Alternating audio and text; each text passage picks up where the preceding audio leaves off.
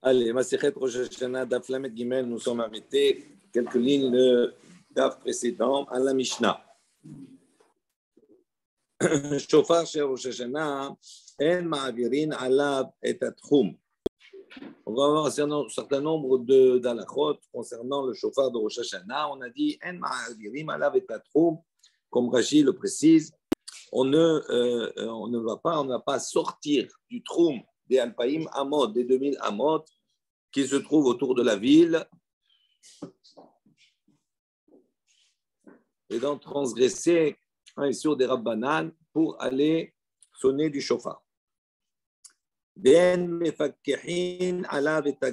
Également, si un shofar se trouve sous un monticule de pierre, on ne déblayera pas ce monticule de pierre pour aller chercher le shofar. Lo olin ba'ilan, également, ne montrera pas un arbre pour le saisir s'il est en deux arbres. Lo rochlim al gabé be'emani, également, pour aller le chercher, on ne chevauchera pas un animal. Lo shatin al pene hamaim, on nagera on naviguera dans un point d'eau. Ve'en chotrin oto, également, on ne coupera pas ce chauffard-là. Ben bidvar shiu mishum shvut, ou ben bidvar shiu mishum lo ta'aseh, que ce soit donc avec un instrument qui est interdit, mishum shvut, midarabanan, ou bien que ce soit un instrument qui soit interdit par un lo ta'aseh, par un interdit des chachamim. On verra un peu le détail après dans la Gemara. Avalim ratza liten letocho mayim, mais si il veut mettre à l'intérieur de ce loulav de l'eau, ou yayin, ou bien du vin, pour améliorer le son. Donc, on va voir ici qu'il n'y a pas de tikkun dans le chauffard. Oui. Qu'est-ce que j'ai dit? Ah, le loulav dans le chauffard, pardon. Donc, il ne mettra pas à l'intérieur du loulav, même si cela va améliorer le son. Ça ne s'appelle pas être mitaken pendant Yom Tov.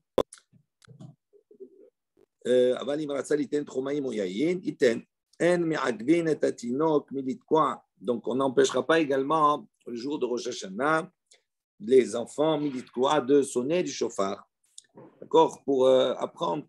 Mais on va s'occuper avec eux, on va leur apprendre pour que jusqu'au moment où ils apprennent à sonner du shofar. Maintenant, celui qui est mitasek, qui va maintenant sortir des sons pour apprendre, etc., même s'il sort des kiot, il dit lo yatsa, il ne veut pas s'acquitter avec ces sons qu'il va sortir. Et celui qui entend les sonneries de celui qui est en train de s'occuper du shofar, pour apprendre, il dit lo yatsa, il n'est pas acquis. On verra un peu tous ces détails dans la Gemara. Première question de la Gemara, Maïtama, shofar assez ou veyom tov assez velo ta'ase, ben assez dochet o ta'ase ve'ase. Donc il dit pour quelle raison on a dit que ce chauffard-là, on a un certain nombre d'interdits le jour de Rosh Hashanah. On a dit on ne peut pas donc transgresser, sortir du troum de Shabbat, etc., pour aller sonner du chauffard. Il dit pour quelle raison? Chauffard, assez, il dit le chauffard, c'est un commandement positif. Et généralement, on sait que quand il y a un commandement positif et un commandement nota assez négatif, mais le commandement positif, il prend le pas. Il dit non. Il dit shofar assez ou yom tov assez velota assez. Il dit non. Pour quelle raison? Parce que le yom tov, lui, il a non seulement un assez, un commandement positif, mais également un lota assez, de ne pas transgresser ce jour de yom tov, de milachot. Il dit à ce moment-là, on n'a pas un équilibre. On a dit ve'en assez dochet lota assez va assez. Et à ce moment-là, le assez, qui est la mitzvah du shofar, ne peut pas repousser le Yom Tov, d'accord, les interdits du Yom Tov, qui lui, parce que lui a non seulement un assez, mais il a également un lota assez. Ensuite, on a dit lo olim ba'ilan velo rochin al gabe behema. Donc, on a dit on ne peut pas donc monter un arbre, on ne peut pas chevaucher un animal, etc. Il dit ashta de rabbanan amrat lo de oraita mi baya. Donc, motamo, c'est-à-dire maintenant, ce qui est interdit de l'ordre des chachamim, tu as dit qu'on ne peut pas transgresser. Deoraita, que maintenant, si c'est un interdit des chachamim, de la Torah, Mibaya, c'est un problème. Donc, il y a une partie qu'on n'aurait pas dû enseigner. Alors, qu'est-ce que ça veut dire exactement? Prenez Rashi, vous avez Rashi qui va bien expliquer la chose. Il dit, Ashta de Rabbanan Amrat Lo. Donc, maintenant, on a parlé au début des interdits des Chachamim. Ça veut dire quoi? Isur Trumin ou Pikoach Agal. Il dit, les deux premiers interdits qui sont évoqués dans la Mishnah, c'est quoi? C'est l'interdit de sortir des limites autour de la ville, du Troum, et également de déblayer les pierres pour pouvoir accéder au chauffard. Il dit en vérité, ces deux interdits-là, il dit des lekal et mixaratu de oraita. Ces deux interdits, c'est Xerat Chachamim, c'est un Issour des Rabbanan, mais ce n'est pas un Issour des Rabbanan qui a été institué parce qu'on craint qu'il transgresse un Issour des oraita. Un Moukse, etc. Ce n'est pas pour transgresser un Issour des oraita. Ne pas sortir du troum, c'est Bidra Banane. Mais il y a pas, on n'a pas ils n'ont pas institué ça entièrement. Ce n'est pas parce que tu risques de transgresser quelque chose qui est Mideoraita. Tandis que tous les autres cas, ne pas monter sur un arbre, ne pas chevaucher un animal, etc. Tout cela, c'est aussi des Rabbanan. Mais ce sont des xérot des Chachamim parce qu'il y a une crainte. Parce qu'il y a une crainte de transgresser un Issour d'Eoraïta. Regardez ce que dit Rashi. D'Eoraïta, dit Rochvin, celui qui va chevaucher. Il dit parce qu'on craint que peut-être il va venir à arracher une branche pour venir aller taper sur son animal ou autre chose. Donc on voit que celle-ci, comme les autres, sont des décrets des Chachamim, mais quand ils ont été décrétés, pour ne pas qu'on arrive à transgresser quelque chose qui est un Issour d'Eoraïta.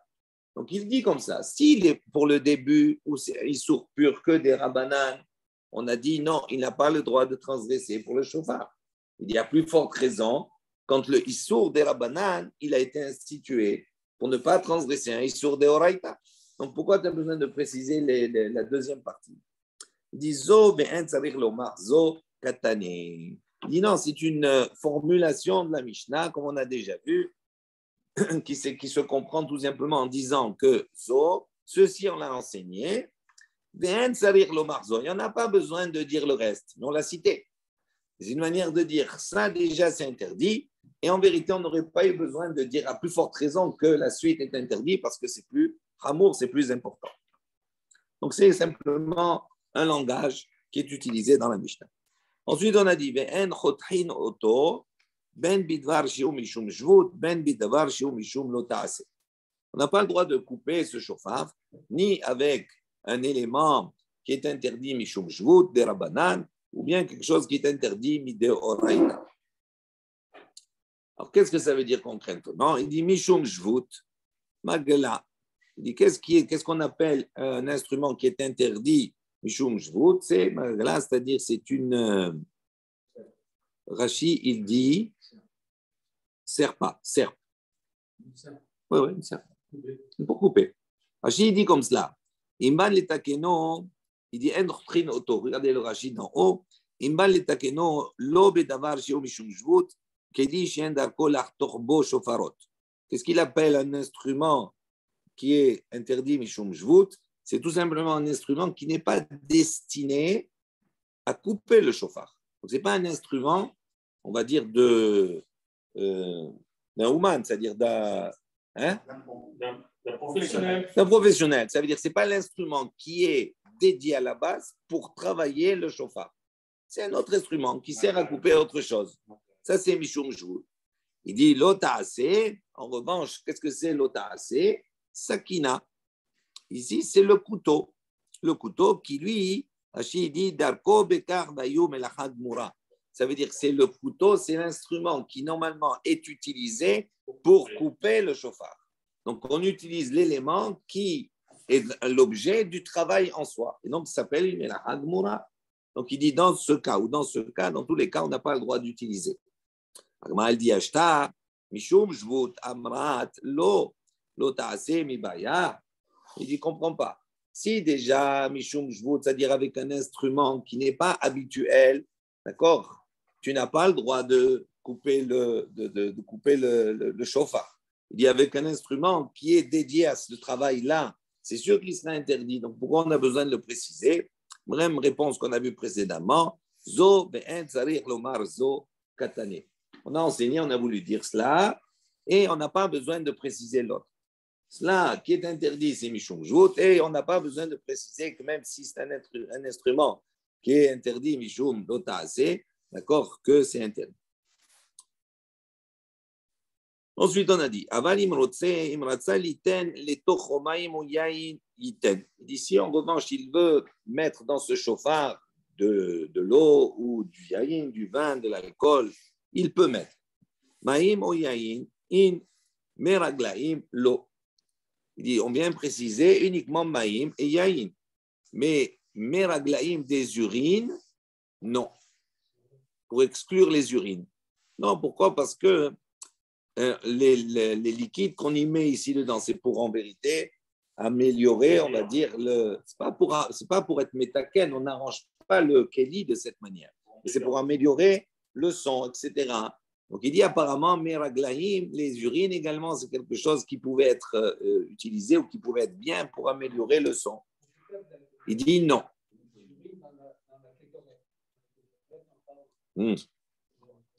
Alors, il dit, matnitin mani, notre Mishnah va selon quelle opinion? Abba Shaul, c'est l'opinion de Abba Shaul. Détania, comme on voit une baraïta qui a enseigné. Abba Shaul Omer, maïm oyayin mutar, kede le tzartsecho. Il dit, on voit que Abba Shaul, il a enseigné, il a dit l'eau et le vin, c'est permis de mettre dans le j'ai un problème avec le loulav, moi, dans le chauffard, kede le tzartsecho, pour éclaircir, d'accord, le son, la voix. Meraglaïm, assour, tandis que les urines, c'est interdit. Mipene, hakavod, même si ça a une bonne fonction, mais mipene, hakavod, pour le respect, l'honneur de l'ustensile, de l'outil qu'on va utiliser pour une mitzvah, il dit c'est pas bien. Ensuite, on a dit on n'empêche pas les enfants le jour de Rosh Hashanah de sonner. Ah, Nashim me'akevin. Il dit, si on précise les enfants, ça veut dire que les femmes, oh non, on les empêche de sonner, elles ne peuvent pas sonner le jour de Rosh Hashanah. Be'atania, et il dit, voilà, il y a une baraïta qui nous dit pourtant, pourtant on voit qu'on a une baraïta qui va dans le sens contraire, qui nous dit on n'empêche pas ni les femmes, ni les enfants de sonner le jour de Yom Tov. Amar Abaye, il a dit non. La Kashia, il n'y a pas de question en vérité entre ces deux enseignements, notre Mishnah et cette Baraïta. Un Rabbi Yehuda, ça c'est l'enseignement de Rabbi Yehuda. Un Rabbi Yosef et Rabbi Shimon. Et l'autre c'est l'enseignement de Rabbi Yosef et Rabbi Shimon. Détaniado, on voyait une Baraïta qui nous dit Daber el Bene Israël. Donc on a à propos de la mitzvah de la smicha, c'est-à-dire de l'imposition des mains sur un korban. C'est marqué Daber El Béné Israël. Parle au Béné Israël. Béné Israël Somchin. Donc, cette mitzvah de smicha sur l'animal, au moment où on apporte le korban, d'imposition des mains, d'appuyer sur la tête de l'animal, c'est Béné Israël Somchin. Uniquement les Béné Israël qui peuvent imposer leurs mains. Ve'en Benot Israël. Mais pas les jeunes filles juives. Attends une minute. Somchot. Divrei Rabbi Yehuda. Ça, c'est l'opinion de Rabbi Yehuda. Rabbi Yosef et Rabbi Shimon omrim, tandis que Rabbi Shimon dit Nashim somchot reshut, elles peuvent, c'est-à-dire c'est pas parce que c'est marqué Daber el Béné Israël, c'est pas parce qu'elles sont dispensées entre guillemets de la mitzvah de smicha, mais elles peuvent reshut, elles sont autorisées. Il dit c'en est de même la même chose avec le problème du loulav. Regardez ce que dit Rashi, du chauffard. C'est pareil, le loulav, c'est pareil. C'est pareil. J'ai dans la tête, il va rester comme ça jusqu'à la fin du cours. Hein. C'est pareil. Bon, on n'arrive pas à sonner avec le loulav. On le fume, le loulav. Je ne sais pas ça. Regarde ce que dit le Rashi. Bnei Israël somchim. C'est marqué d'abord le Bnei Israël amarté alayhem adam qui akriv mikem vechule. Uchtiv be'ahu inyan ve'samach yado ve'gomer. Il dit somchot reshut. Donc, selon l'opinion de Rabbi Yehuda, selon l'opinion de Rabbi Yosef et Rabbi Shimon, les femmes, il dit, peuvent faire la smicha, reshut, c'est-à-dire alma, Falkad, des patrines, ou Kra, bien que le Passouk les a dispensés. C'est ça le Chidouche, les cas Issoura. Ce n'est pas parce qu'elle les a dispensés qu'il y a automatiquement un Issour selon Rabbi Yosef et Rabbi Shimon. Ce n'est pas parce qu'il y a une dispense qu'il y a un Issour. Attends. D'accord. Vehu Adin, Rashi précise ici l'exemple qui est apporté ici. Vehu Adin, les mitzvot assez shazman grama. Il dit parce que la smicha, c'est un temps, c'est particulier, c'est un temps précis. Il dit la même chose. Là, on est en présence de la mitzvah du shofar. La mitzvah du shofar, c'est mitzvah assez shazman grama. Et normalement, mitzvah assez shazman grama, nashim, pturot. Les femmes sont dispensées.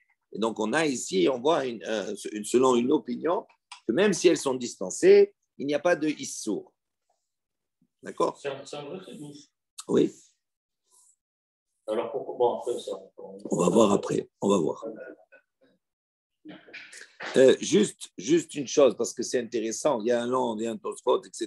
Tout cela qui revient sur cela, c'est très intéressant. Mais il y a juste le Rashi d'avant qu'on n'a pas fait, qui est particulier, parce que selon Rashi, c'est problématique. Il dit Ha Nashim Me'akvin. Pourquoi, selon Rashi, il explique comme ça, pourquoi Me'akvin, on ne peut pas. Dit Pturot Ligma, parce qu'elles sont dispensées. Pourquoi elles sont dispensées? Pourquoi elles sont dispensées? Regardez ce que dit Rashi. Des misvat assez chez Azman Gramaou, et il rajoute quelque chose en plus. Vechi tak'e ika baltosif. Ça veut dire que selon lui, ce n'est pas simplement nous attacher à un Hashim Turot. Il dit, mais si elles viennent à sonner, c'est interdit. Pourquoi? Parce que ça rentre dans le cadre de baltosif. Parce qu'elles sont exemptées. Oui, alors, justement, et tu le fais. Oui, tu rajoutes sur ce qu'on t'a dit, on ne t'a pas donné. On t'a dit, tu fais. Si tu considères qu'elles sont exemptées, non, mais. Tu ne peux pas rajouter sur quelque chose de brillant, sur le vide. Non, mais c'est important, ça. Zinashim Turot, ça veut dire quoi? Ça veut dire que la Torah ne t'a exempté. Et toi, tu viens, tu fais. Donc, ça peut être assimilé comme Baltosif. Bon, c'est juste une petite information comme cela et un regard. C'est à approfondir. Alors, on continue. On a dit aval mitaskim ba'en achil medou. Mais on a dit ils peuvent s'occuper comme cela, leur apprendre aux enfants jusqu'à qu'ils apprennent. Amar Rabbi Elazar, il a dit afilou beShabbat. Il dit même Shabbat. Tanyana miachi, il y a une baraita qui va dans le même sens.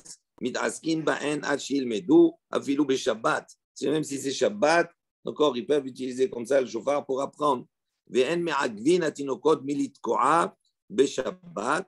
Il dit donc on n'a pas besoin d'empêcher les enfants pour apprendre même Shabbat. Mais on n'a pas besoin, et à plus forte raison, on n'a pas besoin de préciser que c'est autorisé Beyom Tov. Ça c'est la baraita. Goufa Kashia. Il dit dans cette baraita en soi, il y a un problème. Pourquoi? Amrat mitaskim ba'en ashil medou va'afilu beShabbat. Donc toi tu me dis au début que ils peuvent, d'accord. Tu peux leur apprendre comme ça, sonner du chauffard pour leur apprendre, afilou beShabbat, même Shabbat. Ça, c'est le début. Donc, ça veut dire quoi, afilou beShabbat? Alma, lechatchila amrinan, tikrou. Ça veut dire quoi? Ça veut dire que a priori, on peut leur dire sonner. Lechatchila serait permis. Ve'adar, et après, dans la suite, Tana, tu as enseigné, en me'agvin, tu n'empêches pas. Ça veut dire quoi, tu n'empêches pas?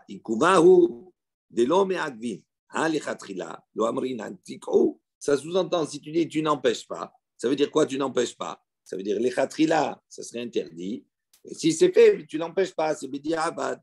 Donc on voit que d'après la suite, les khatrila, a priori, je ne peux pas leur dire sonner. Tu ne les empêches pas, mais tu ne leur dis pas de sonner. Donc, il dit, il y a une kushia dans la baraita elle-même. D'après le début, on voit que ça serait autorisé de leur faire sonner les khatrila. Et d'après la deuxième partie, non, c'est uniquement me'advin. Ça veut dire quoi? Le me'advin, ça veut dire que bedi abad, mais pas les khatrila. Il dit la kasha. Il dit en vérité, il n'y a pas de question.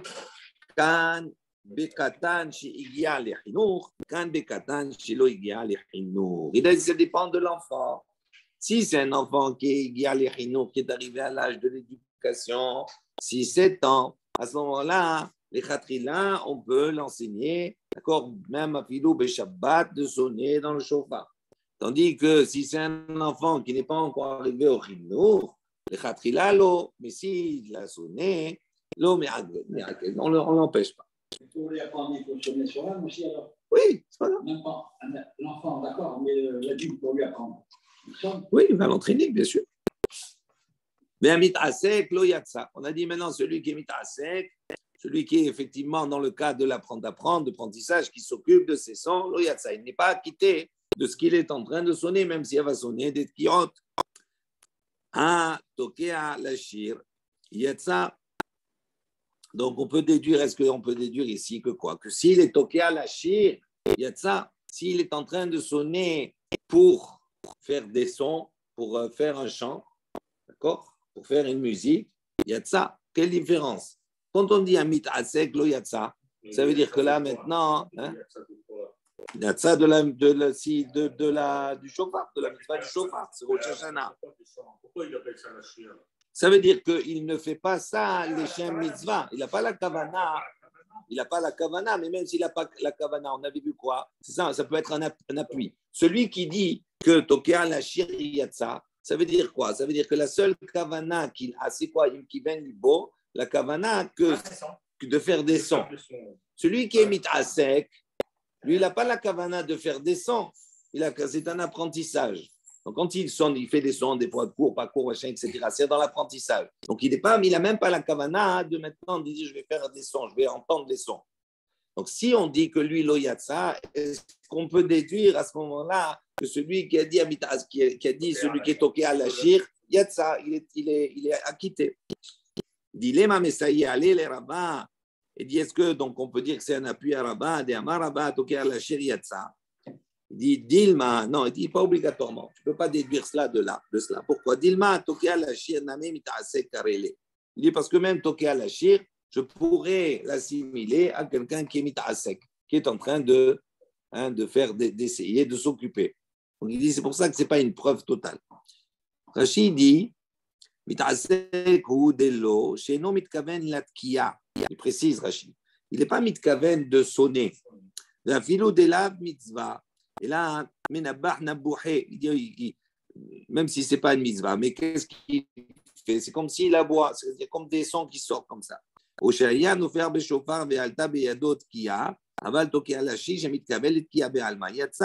il dit, lui, sa kavana, ce n'est pas de faire une tkiya, c'est il sort des sons comme ça. Donc à partir du moment où il sort des sons, même s'il va arriver à une faire tkiya, il dit lo yatsa. Pourquoi? Parce qu'à la base, il n'a pas la kavana de faire des sons. Alors, c'est pour ça qu'on a voulu déduire et dire, si maintenant c'est la shir, ou là-bas la shir, il a vraiment l'idée de faire des sons, il dit à ce moment-là, on pourrait plus penser qu'il est yatsa. Et on voit que non. C'est pas pour non, donc on peut pas utiliser cet enseignement-là pour dire que c'est un appui à l'opinion de Rava. Ensuite, on a dit à Shomé, aminamit asek lo yatsa. Donc, celui qui entend de celui qui est mitasek, lo yatsa, il n'est pas acquitté. Aval, mais, hashomea mina mashmi'a liatzmo, mai, yatsa. Donc, il dit, maintenant, celui qui est shomea mina mashmi'a liatzmo, quelqu'un qui entend de celui qui sonne pour lui-même. Non, lui est en train de sonner pour lui. Non, le mitasek, il ne sonne pas. Non, il ne sonne pas. Ça pour faire joujou. Il s'amuse, ou il veut apprendre, ou il veut s'entraîner. Mais il ne sonne pas maintenant pour le son lui-même. Ce n'est pas la même chose. Ça veut dire quelqu'un qui sonne pour lui-même. Il sonne du chauffard pour lui-même. Il dit maintenant, celui qui a entendu cela, on a dit ça voudrait dire, quel est le din? Yatsa, ça voudrait dire qu'il s'est acquitté. Est-ce qu'on peut dire ici que c'est une question sur Rabbi Zera? Rabbi Zera, il dit les Sham'é. Qu'est-ce qu'il avait vu? Rappelez-vous, on avait vu cela. Rabbi Shai, il a dit à son serviteur, Eikaven betakali. Il lui a dit, donc tu vas maintenant avoir la kavana de ce que tu vas sonner pour moi. Donc on voit ici que devant Rabbi Zera, pour que la personne qui entend les tkiyot du chauffard puisse s'acquitter, il faut que celui qui sonne, lui également, ait la kavana d'acquitter celui qui va entendre. Alors il dit ici, puisque on voit que la déduction, avala shomea mina mashmi'a le'atzmo yatsa, donc ça veut dire que c'est contraire, c'est une tiyufta sur Rabbi Zera. Il dit non, dilma aide de tana resha mitasek, tana sefa nami mitasek. Il dit non, on ne peut pas déduire cela. Il dit pourquoi? Parce que en vérité, la sefa, la fin de la Mishnah, quand on dit mitasek, ce n'est pas le mot qui est approprié. Mais comme dans la Resha, comme dans le début de la Mishnah, on a utilisé le mot de mitasek qui était approprié à ce moment-là, on a continué après à apporter également mitasek dans la suite. Ouais. Raji dit Tana sefa name mitasek. ולעולם השומע מן המשמיע לעצמו, שלא נתכוון להוציא את השומעים, לא יצא. D'accord? Pourquoi? Parce que le mot mitasek ne vient pas exclure ce cas où il serait acquitté, mais simplement un but de langage. Comme on a utilisé le début avec mitasek, on a utilisé la fin avec mitasek. Mais en vérité, on ne peut pas déduire ça. D'accord? Nouvelle Mishnah.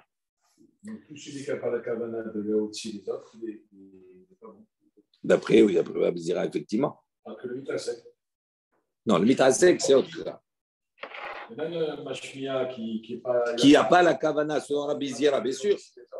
C'est la personne qui entend, elle ne peut pas s'acquitter. Nouvelle Mishnah, Matnitin. Seder Tekiot. Donc maintenant, quel est le Seder, l'ordre des Tekiot? Shalosh. Shel, Shalosh, Shalosh. Donc on va avoir 3. Alors, Shel, Shalosh, Shalosh. On va avoir une Tekiya, 3 et Tkiya. Donc Tkiya, c'est un son long. Une Teroua, c'est un son entrecoupé. Et une Tekiya finale, c'est un son long. Maintenant, on va voir qu'il y a toute une discussion sur la définition de la Teroua. C'est ce son qui est entrecoupé. On va voir la marque loquette. Selon certains, c'est un son qui est assimilé à des pleurs, c'est-à-dire c'est des sons qui sont très, très courts, des petits sons. Et selon d'autres, c'est un son qui est assimilé à des plaintes. Donc ça veut dire que c'est un son qui est un peu plus long. Comme nous, on traduit maintenant cela, on va voir Shvarim, Troua et Shvarim.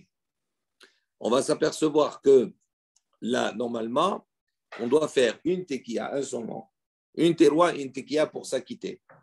3 fois, puisqu'il y a Marchouyot, il y a les 3 parties.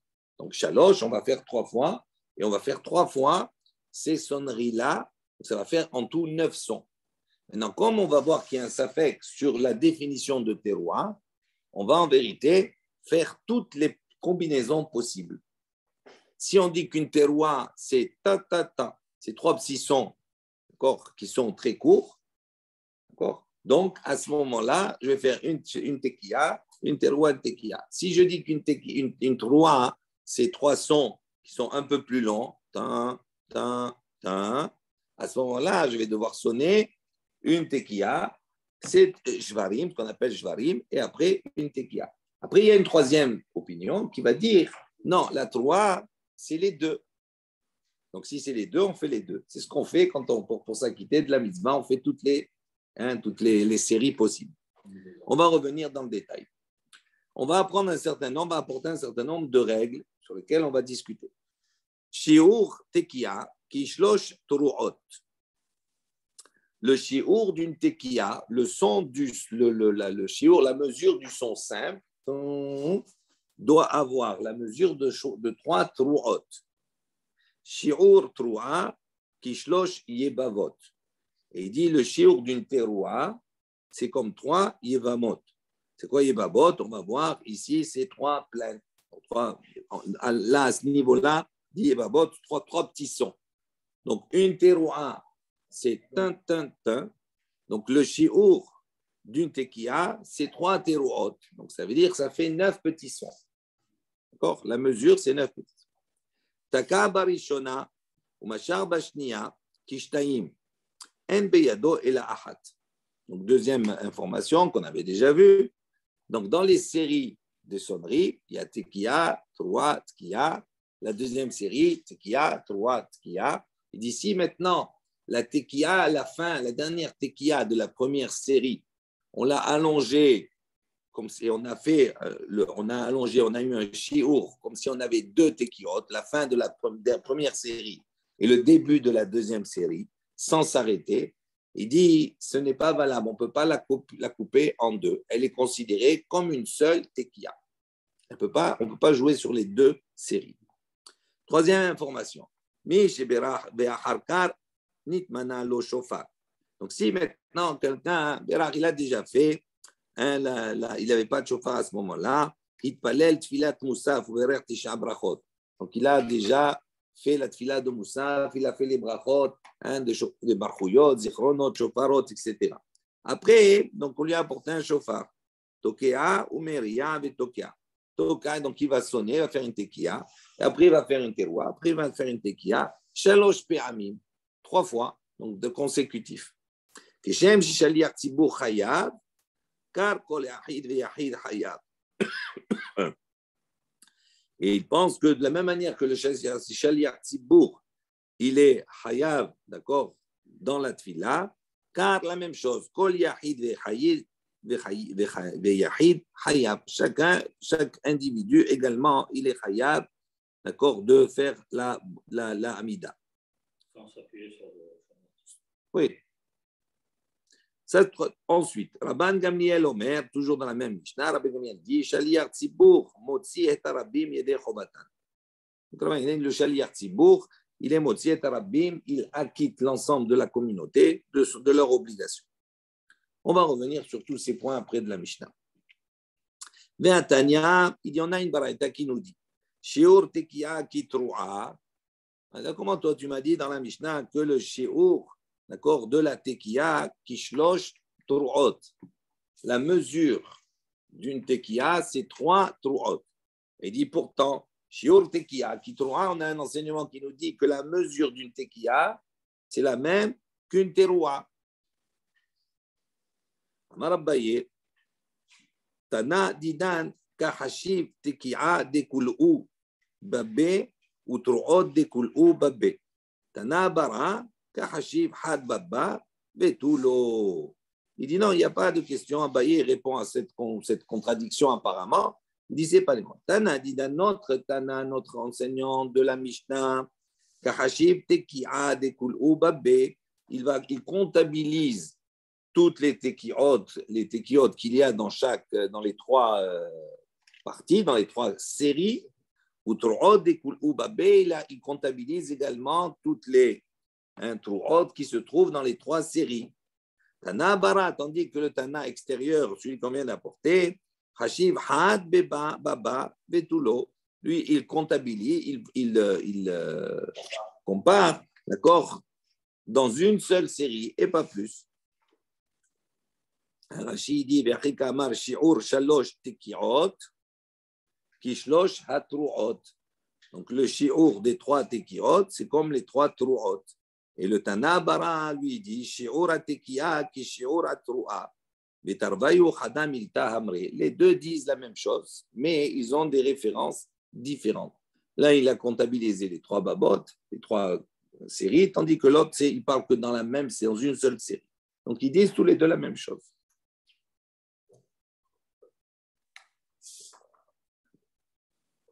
Shi'ur teroua ki gimel yevavot. On a dit le shi'ur, maintenant la mesure d'une teroua, c'est 3 yevavot.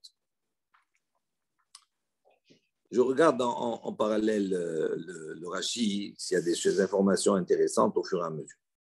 Il dit Ve'atanya, il y a une baraita qui enseigne shi'ur teroua ki shlosh shvarim.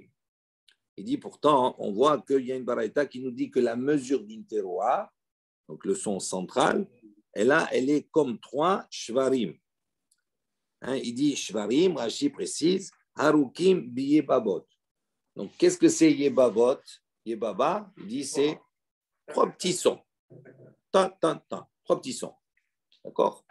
Une yebama, une shvarim, c'est un son plus long, d'accord, qu'une yebaba.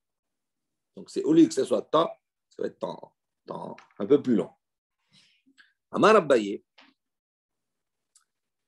Béha, Badaï Pligé. Ils disent dans ce sujet, sur ce point-là, Badaï Pligé. C'est sûr qu'il y a une marque, qu'il y a une discussion entre les deux. Dirti, d'où on voit la discussion, on y a marqué le passouk Yom Teruah Yelachem. Donc, Yom Teruah, à propos de Rosh Hashanah, on dit c'est un jour de Teruah. Il dit Umetargeminan Yom Yevava Yehelechon. Et quand on traduit là-bas le Targum de Onkelos, Targum araméen, on traduit Yom Yevava. C'est un jour de Yevava pour vous. Donc, on voit que le Teruah, là-bas, il a traduit Yevava. Donc, c'est-à-dire Yevava, on a dit quoi? Ce sont des coups, des stons qui sont très courts. Urti Be'ime de Sisra. On reprend, en revanche, à propos de la mère de Sisra, c'est mentionné comme cela. Be'ad ha'alom nishkefa vateyabev em Sisra. Donc, elle s'est tenue à la fenêtre comme cela et elle a commencé Yebabev. La mère de Sisra a commencé à se plaindre. Donc, on va voir qu'il y a deux définitions de Yevava. Selon un Morsavar, un Genouch Ganar, ou Morsavar, Yelil. Il pense que, qu'est-ce que ça veut dire Yabev? Il dit Genouch Ganar, c'est-à-dire c'est comme des plaintes. Donc, c'est un son qui est un peu long. Et l'autre, il pense, non, qu'est-ce qu'est la définition de Yavav? Il dit Yeloulé Yelil. C'est comme des pleurs, ça veut dire c'est plus court et saccadé. Donc en vérité, toute leur marloquette, effectivement, se trouve sur la définition que l'on donne à Yevava. Est-ce que c'est quelque chose qui représente des pleurs et donc c'est court, ou est-ce que ça représente une plainte comme la mère de Sisra, et là, c'est un peu plus long. Tanour Rabbanan, les Chayim ont enseigné. Minayin Sheba Shofar, d'où sait-on que l'on doit sonner avec un chauffard le jour de Rosh Hashanah? Et oui, Yom Teruah Yelachem, c'est un jour de sonnerie. Donc, on aurait pu penser qu'on peut sonner avec une trompette, avec une. Ouais. Lama Davka avec un chauffard, d'où on sait. Tanour Rabbanan, c'est marqué Veha Avarta Shofar Teruah. Il dit, puisque le passouk qui dit Veha Avarta, d'accord, tu passeras là-bas Shofar Teruah. Donc on voit que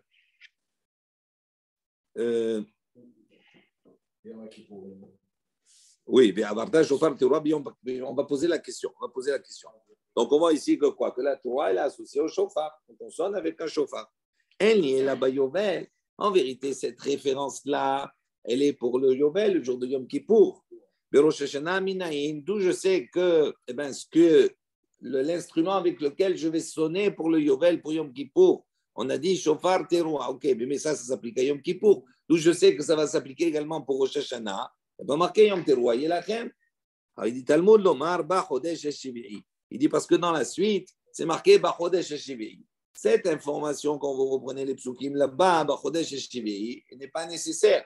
Parce qu'on a déjà précisé que c'est Yom Kippourim, etc. Donc, Yom Kippourim, Yovel, on sait que c'est Bachodesh Shevi'i. Donc, pourquoi on a besoin de repréciser Bachodesh Shevi'i? Il dit, She'en Talmud Lomar Bachodesh Shevi'i. On n'a pas besoin de Chodesh Shevi'i. Il dit, Yoma Talmud Lomar Bachodesh Shevi'i, She'yu Kol Teruot Shel Chodesh Shevi'i, Zekazé. Il dit, pour nous dire que toutes les teruot, toutes les sonneries qui vont se faire Bachodesh Shevi'i durant le 7e mois, donc ça va inclure également les teruot qui vont se faire le jour de Rosh Hashanah, eh bien, elles sont identiques l'une par rapport à l'autre. Donc, comme pour Kippour, ça se fait Shofar Teruah, donc pour Rosh Hashanah également, c'est Shofar Teruah. Ensuite, on pose la question, Minayin, Shepsuta Lefaneha, d'où on sait, donc 3, c'est quoi on a dit? C'est, il y a marque loquette, c'est 3 sons très courts ou plus longs, ou les deux, peu importe. On sait ce que c'est une teruah maintenant, plus ou moins. Maintenant, on a dit toujours qu'avant qu'il y ait une teruah, dans le seder, comment ça marche? D'abord, il y a une tekia. C'est-à-dire, il y a un son, pas shoot, un son long, qui n'est pas entrecoupé. Il dit, nous, on sait maintenant qu'il faut qu'il y ait un son, shootan lefania. Avant la teruah, il faut qu'il y ait une. C'est marqué yom teruah, c'est marqué yom teruah. Il n'y a pas marqué qu'il faut une tekia avant. Talmud Lomar, il dit non, parce que c'est marqué, on apprend justement de Yom Kippour, Veha Avarta, Shofar, Teruah. Donc, il dit, quand il y a marqué shofar, shofar, il précède terouah. Quand on dit shofar, c'est un son, une tekiya, un son qui est simple.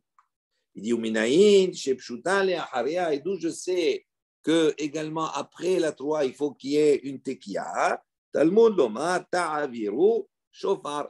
Donc, après la suite, c'est marqué Ta'aviru, shofar. Après, on doit faire passer un shofar, après shofar terouah. Donc, on a un shofar, on a une tekiya, on a une terouah, et après on a shofar, c'est-à-dire on a une tekiya de nouveau. Alors, il dit, ben, là-bas, Yovel, ça s'applique pour Yom Kippour, c'est le Seder Yom Kippour. ראש השנה מנין, תלמוד לומר בחודש השביעי. שאין תלמוד לומר בחודש השביעי, ומה תלמוד לומר בחודש השביעי? שיהו כל תרועות החודש השביעי. זה כזה. Oui, mais c'est pour l'autre sujet. On utilise le même principe. C'est exactement la même chose.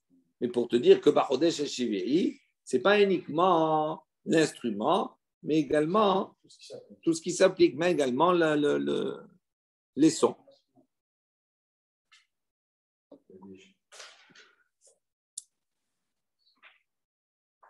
Uminaïm, on continue juste un petit peu. Uminaïm les shalosh, shel shalosh shalosh. Donc nous, on sait maintenant que pour les trois, c'est-à-dire Marchuyot, Zichron et Shofarot, on va sonner pour chaque thème, on va sonner shalosh shalosh, on va sonner trois tkiya, trois tkiya, trois tkiya, trois tkiya, etc. Talmud Omar, veha avarta shofar teruah. Donc premier, c'est marqué une fois teruah. Shabbaton, Zichron teruah. Le deuxième, Yom teruah yelachem. Donc on a ici trois psukim où on a rapporté trois fois. Donc il faut sonner trois teruot. Donc comme il y a toujours avant une tekiya et après une tekiya, donc ça fait trois séries. Maintenant le problème c'est qu'il y a ici dans ces trois psukim, donc il y a deux, c'est lié à Rosh Hashanah et un c'est lié au Yovel, à Yom Kippour. Uminayin liten et ahamur shel ze bazé, shel ze bazé. Dis-nous, je sais maintenant qu'on peut faire le pont, on va dire, entre les uns et les autres, entre Rosh Hashanah et Yom Kippour. Talmud Lomar, Shevi'i l'Ixera Shava. Dit Talmud Lomar, il fait le Xera Shava avec Bachodesh HaShevi'i, Shevi'i dans Rosh Hashanah, dans Yom Kippour. Et donc, pour nous dire, HaKetzad, il dit comment? Shalosh, Shehen, Tesha. Donc, c'est comment? 3, Shehen, Tesha, qui sont 9 en vérité. 3 et 3. D'accord? Voilà, on va s'arrêter ici. On s'arrête ici. Ouais.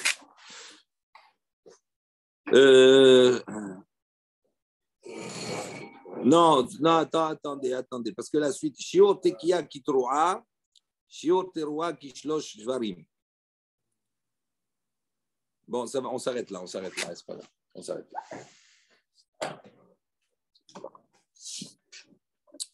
Baruch Adonai Leolam, Amen, Amen.